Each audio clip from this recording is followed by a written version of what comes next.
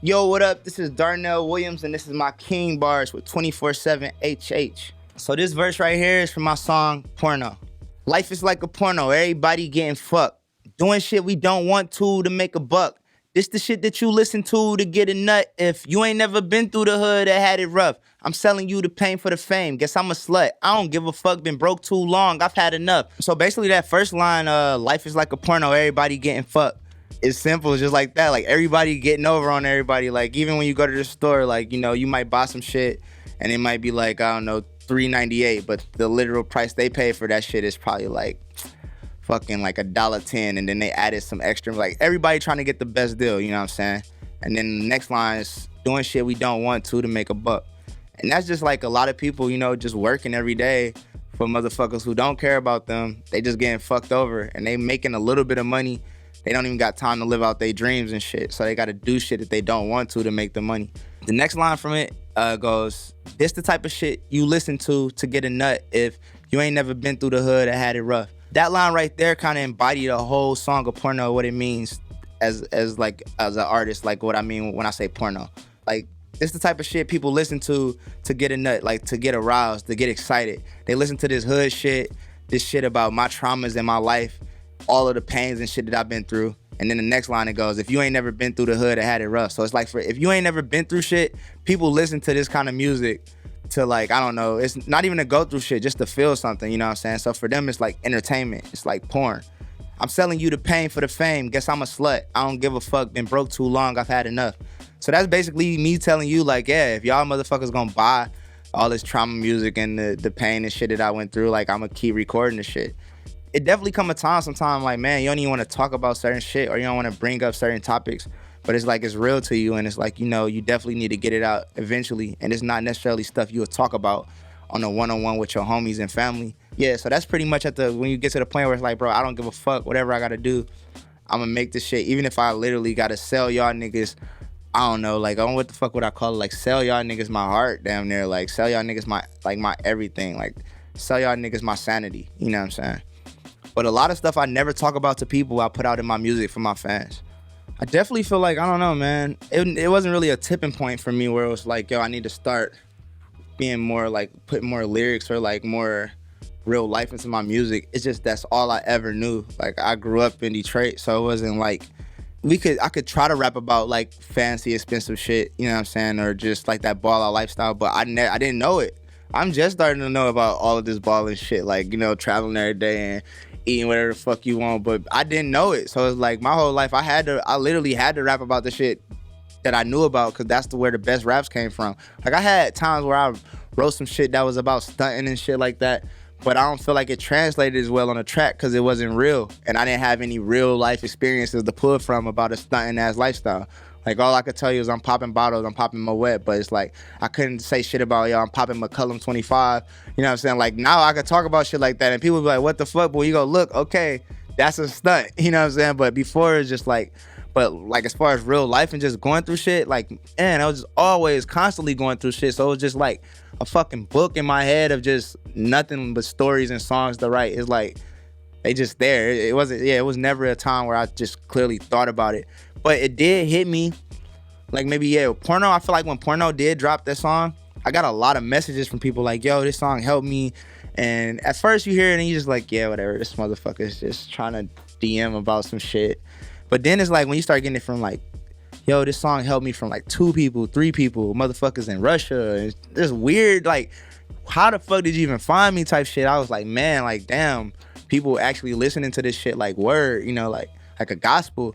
So it's like, you know, any ways that I can, like, put some, like, fucking knowledge in there without being a preachy ass motherfucker, because that's not me at all. I'm not trying to ever be like, yo, OD conscious rapper. But yeah, any way I could slip in, like, you know, some confidence or like some knowledge without sounding overly preachy, I will. And just like the whole real life thing, like, people like I said, some people don't. Some people, they really relate to it just because they grew up similar to me.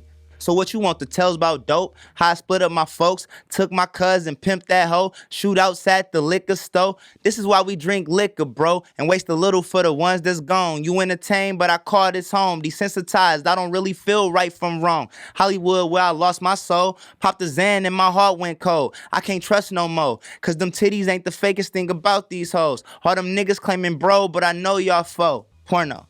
So that's basically like I was asking the people, like, you know, the people who buying this porno, like, what you want? You want me to rap about some dope? You want me to rap about how my family fucked up? How my cuz pimping herself? Like, what do you want? Cause I'm gonna spit that shit for you, for y'all to buy it. Shootouts at the liquor store, that's basically, you know, just as it is. This is why we drink liquor, bro. It's like we fucking self-medicate in the hood. Like everybody think we just love to get fucked up. But it's like, nah, niggas be really stressed out about shit. So it's like, yeah, I come home and I smoke weed and shit. And some of my niggas drink a little more than they should. And waste a little for the ones that's gone. And you know, that's just like when you pour out some liquor for the ones that you then passed over, just out of respect. You entertain, but I call this home. That's the next line. So it's pretty much like I said, once again, it's like a lot of people ain't been through shit, but they listen to this kind of music and they love this kind of music. They love to turn up to it, but they wouldn't necessarily want to live through the shit, you know what I'm saying? So that's what, like, you entertain, but I call this home. The next line is desensitized. I don't really feel right from wrong.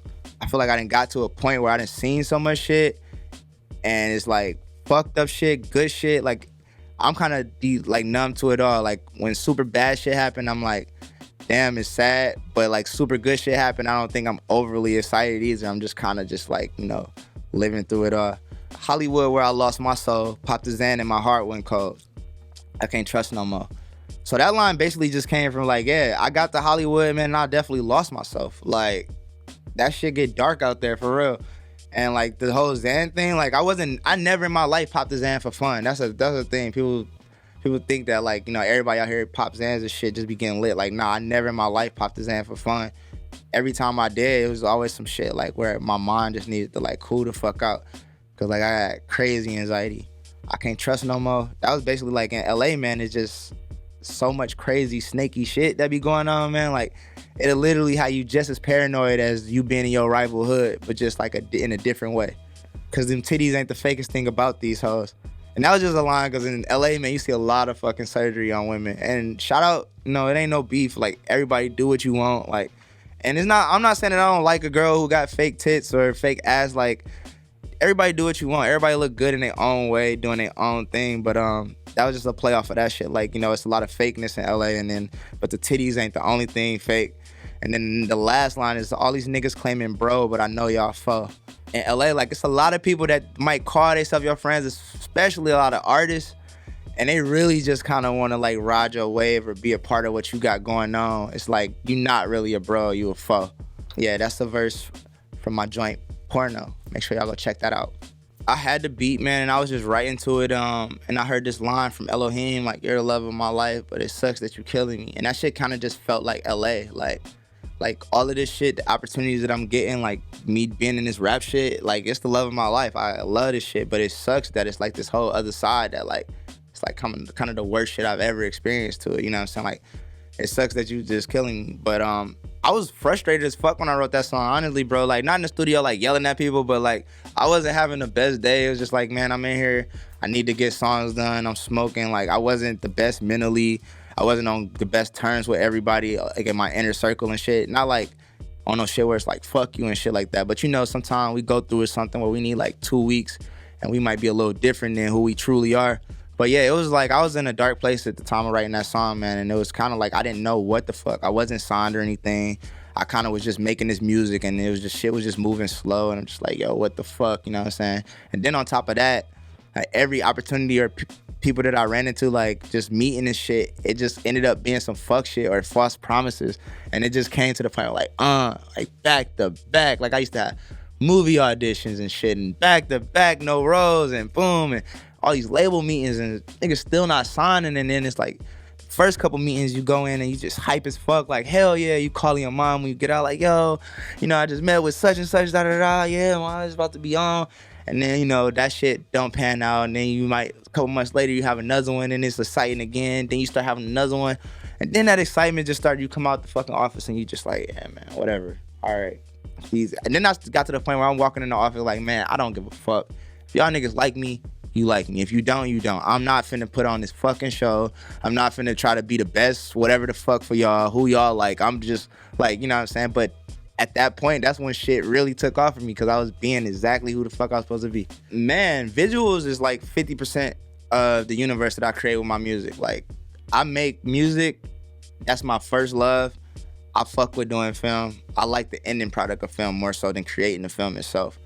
And usually when I start songs, I don't have like a ideal of it right in my head. Like, oh, I made this song. This gonna be the video gonna be like this. It's just like different vibes and scenes and shit. Like, you know, you hear the song. You know how you hear the song and you just be thinking of different moments in life when you hear music. From there, I just put that shit on paper.